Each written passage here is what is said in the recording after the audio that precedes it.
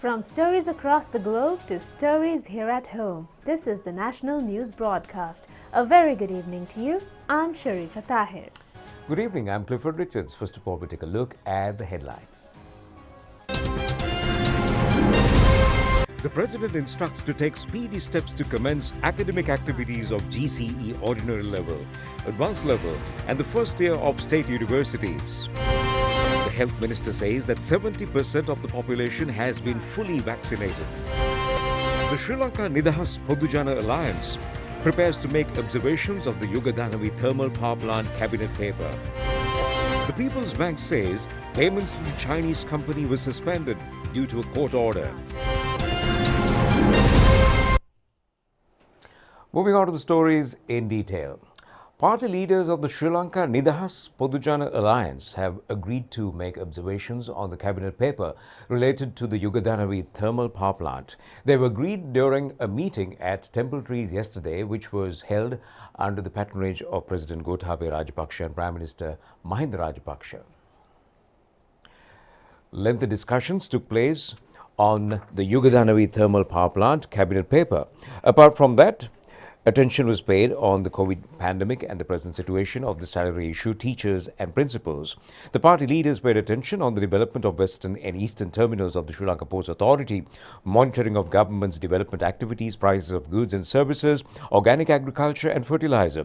The Venerable Athureliya Ratanathera, former President Maithripala Sirisena, Ministers Basil Rajapaksa, Dinesh Gunawardena, Johnston Fernando, Vasudeva Nanayakkara, Vimal Weerawansa, Uday Gammanpila, Douglas Devananda, Gamini Lokuge, Bandula Gunawardena, Prasanna Ranatunga, Mahindananda Aludgamage, Rohita Abegunawardena, Keheliya Rabukwella, Namal Rajapaksa, and State Ministers Dayasiri Jayasekara, Jeevan Thondaman, parliamentarians Professor Tissa Vitarana, ALM Athaula, Tiran Alas, Veerasumana Veerasinghe and Govindu Kumaratunga were present at the meeting.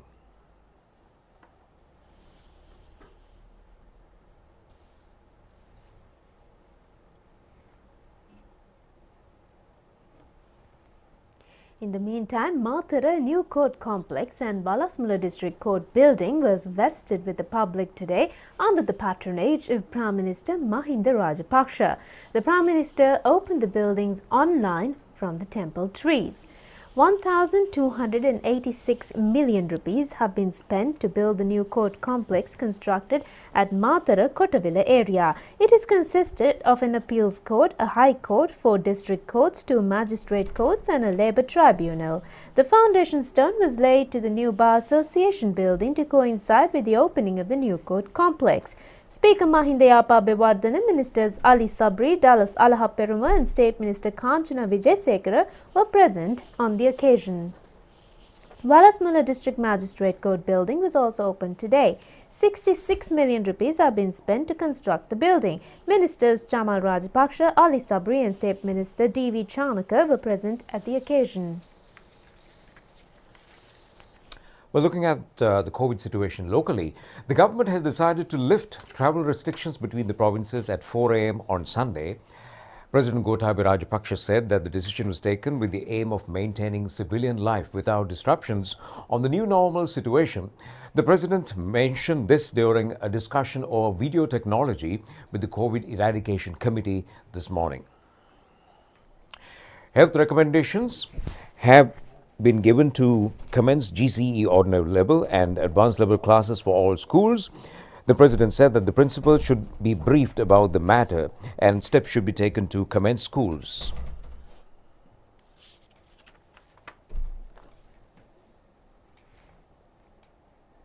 Director General of Health Services Dr. Asela Gunawardena asked whether permission should be given since there are requests to commence GCE O-levels and A-level classes.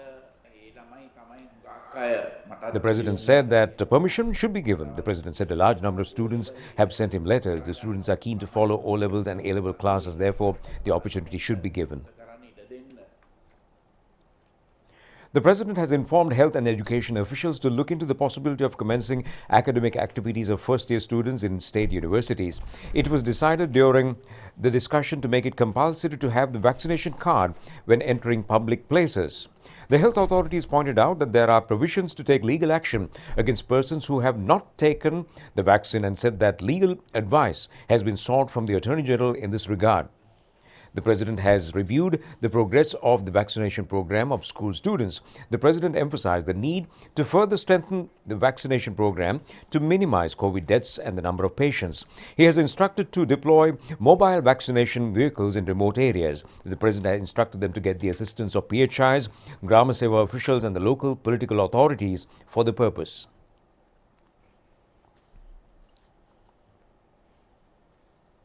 The provincial health directors informed the President about the false propaganda spread by various groups about vaccination.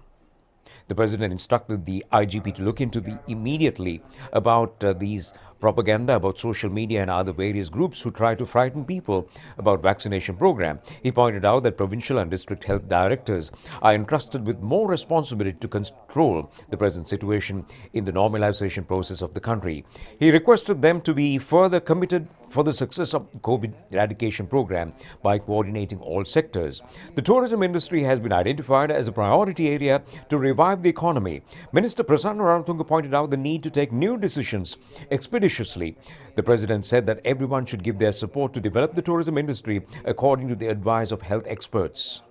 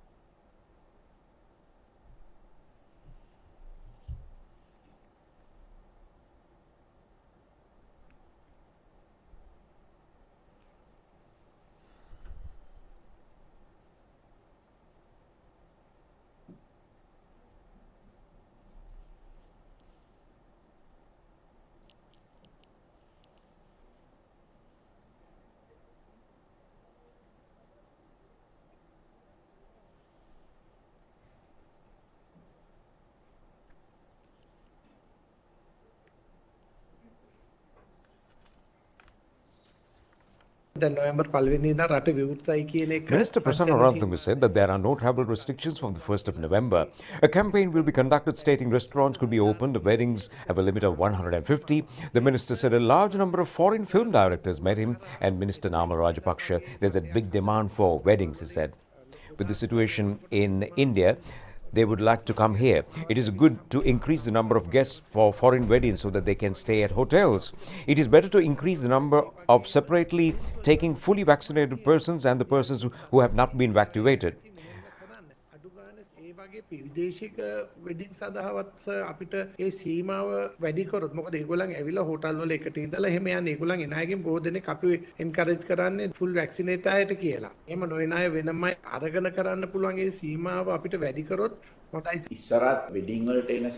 The President said that only tourists come for weddings and they leave after the wedding.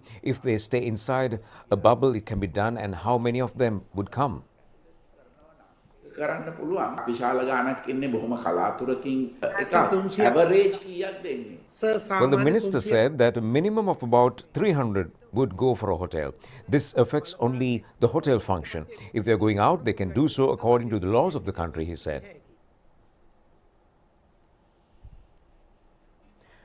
Lengthy discussions have taken place on allowing foreign fans to arrive in the country to watch international sports events in the future. Health authorities point out that there is a possibility of providing facilities by keeping them in the bio bubble. Minister Namal Rajapaksa has said that several requests have been made by local and foreign organizers to allow fans to arrive in the country to watch competitions, including the forthcoming LPL tournament. He said it is a good opportunity to promote tourism industry and to increase foreign exchange.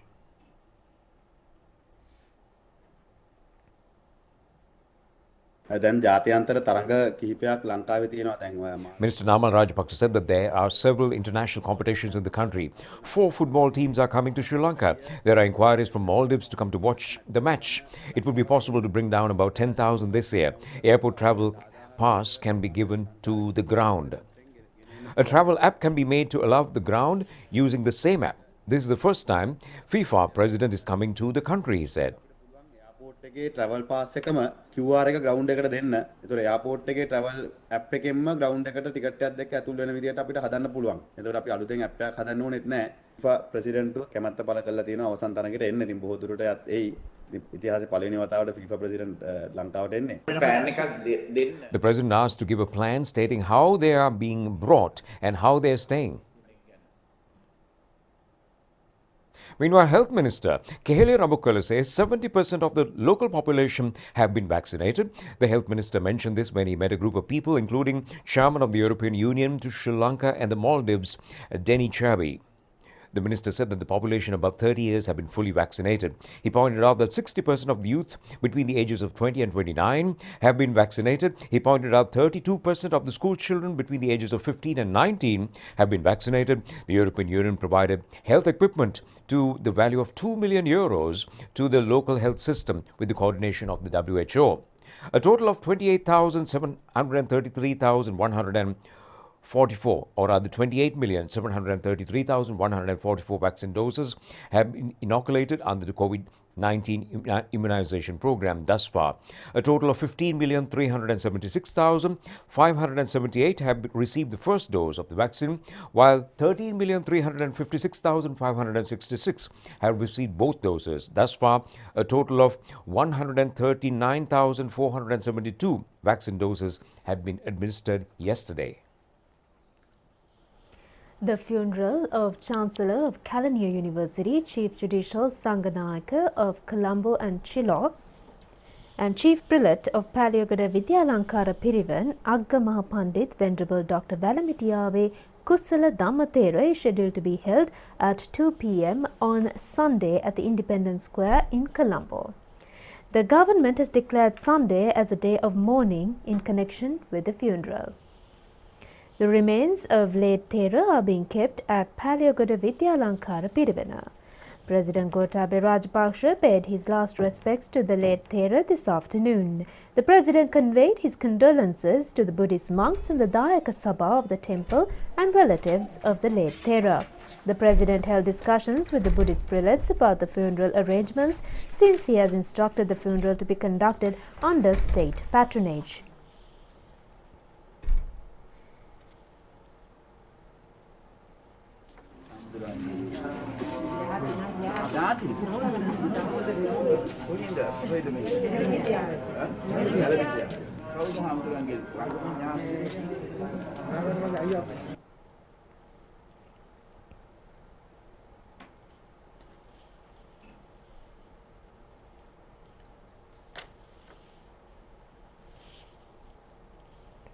The Mahasangha, public representatives and devotees are paying their final respects to the late Thera. The funeral procession will leave Vidyalankara Pirivana to the Independence Square at 1 p.m. on Sunday, and the funeral ceremony will be held at 2 p.m. The Rupavahini Corporation will telecast live the funeral in the afternoon.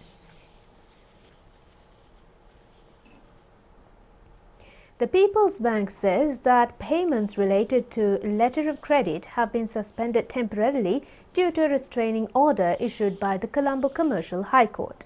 This has been stated in a statement issued by the People's Bank this afternoon, paying attention to media reports that the Chinese embassy in Sri Lanka has blacklisted the bank. The People's Bank says that it has paid attention to the reports that the economic and commercial advisor of the Chinese embassy in Sri Lanka has blacklisted it for not making payments for letter of credit. The bank said that already relevant officials of the Chinese embassy have been informed that it has been done according to a restraining order issued by the Colombo Commercial High Court. It has said that the only reason for the delay in payments is that as a responsible institution, it has to act according to court orders. The People's Bank statement said that payments for letter of credit for normal commercial transactions would be expedited once the present legal obstacles were removed. Minister Johnston Fernando says that the construction of the new Kandy Bridge will be completed next month. It is the first project in the country to use high-tech suspended cables. During the inspection tour this morning, the minister said that the government expects to open the stretch from Meerigama to Kurunagala on the Colombo-Kandy Expressway next month. Minister Johnston Fernando said that it has been decided to complete the stretch from Meerigama to Kurunagala on the expressway by the 15th of November, as agreed in the courts. He said that the work on the expressway will be completed in November and will be open for the public. Farmers in the Trincomalee district have commenced paddy cultivations in the Maha season using organic fertilizer. More than 50,000 hectares will be cultivated this time during the Maha season. Farmers have commenced cultivation activities of nearly 25,000 hectares out of that. The Ministry of Agriculture has provided the necessary organic fertilizer.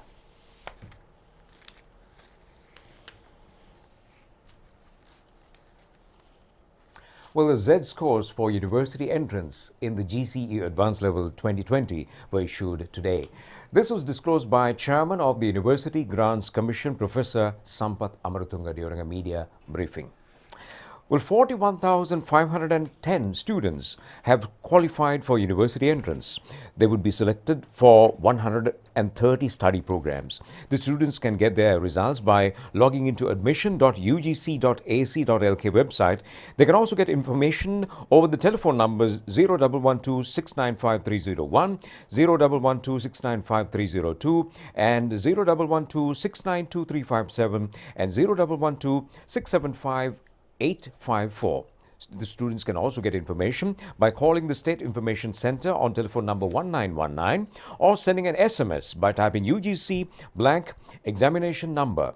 The students who have qualified for university entrance will be able to follow English courses from their home. Chairman of the Commission, Professor Sampath Amaratunga, said that all measures have been taken to facilitate in this regard.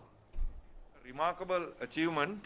We are releasing cutoffs very early compared to other years. Because of the technology that we used during this pandemic situation, we have reached this remarkable milestone, and this time also we have increased students by 1,399. As we all know, last time, that is in A-levels 2019, we have increased the student intake by 10,000. So this 1,399 is addition to that 10,000. So we are keeping this increase continuously in other 2 years as well.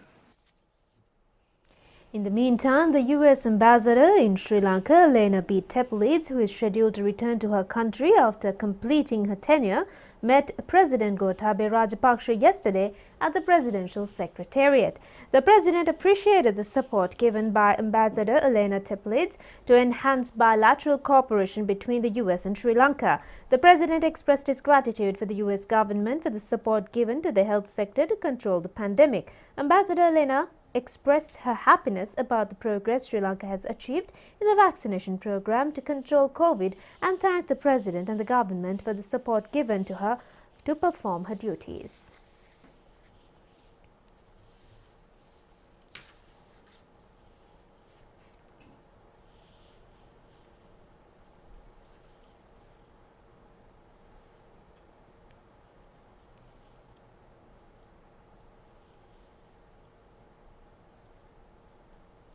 In the meantime, Turkey is celebrating the 98th anniversary of the country's Republic Day today. Turkish ambassador to Sri Lanka, Demet Sheikacıoğlu, made remarks over the celebration while emphasizing on the bilateral relationship between the two countries.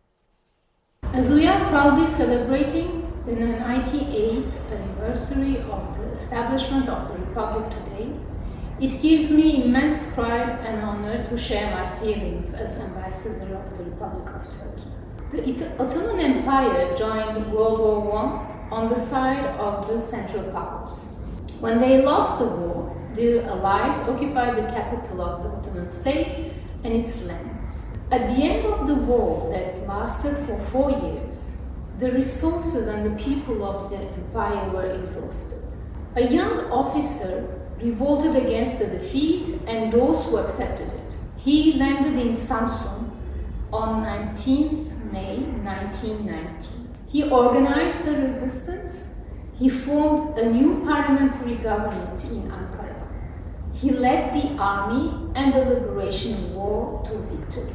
From the ashes of the Ottoman Empire, which ruled for 6 centuries, a new state was born. The Republic was proclaimed on 29th October 1923. The name of the officer who achieved this immense success was Mustafa Kemal Atatürk.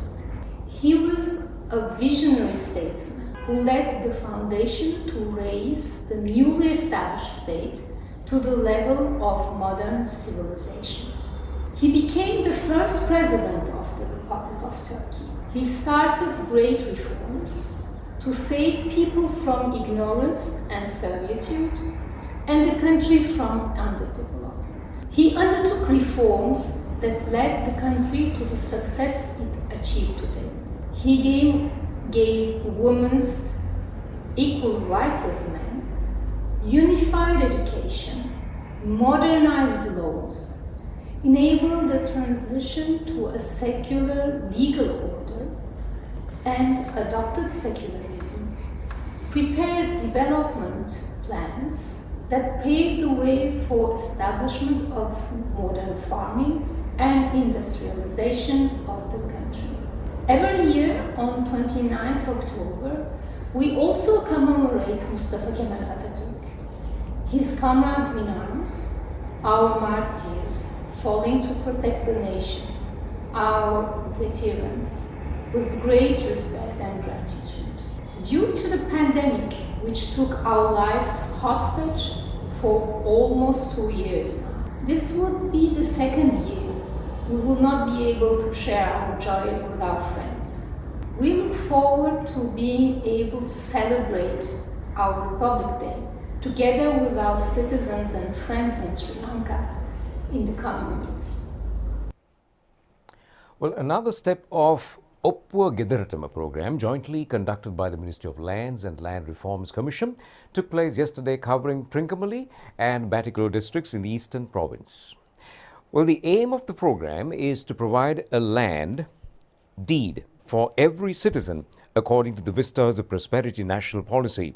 Land deeds were provided by visiting their homes in several areas, including Pfizer Town in Kinya Divisional Secretariat, Sandiveli, Kaludavila and Govindanbatta in the Batticaloa district. A group of people, including Minister S.M. Chandrasena, took part in this program. Developing of the road stretch from Hirasagala to Kandy by expanding it to 4 lanes commenced yesterday under the patronage of Minister Johnston Fernando. 1,200 million rupees will be spent on the development activities. State Ministers Dilum Amnugama, Lohan Ratwatte and a group of people were present on the occasion.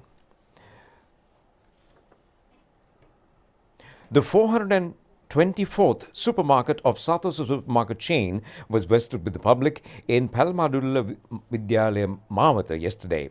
The aim is to provide high-quality food at fair prices to the consumers. State Minister Janaka Wakkumara were present on the occasion. In the meantime, a special dialogue on economic reforms that are expected by the next budget took place recently in Colombo. It was emphasized the importance of taking Sri Lanka into a new economic path by overcoming challenges which prevailed with the COVID pandemic. The program has been organized by Next Gen and Frederick Norman Foundation of Germany. Economist Professor Sirimal Aberatna, Chairman of the Board of Investment Sanjay Mohottala, MP Mayantha Disanayaka and German economist Joseph Lenz took part in the discussion.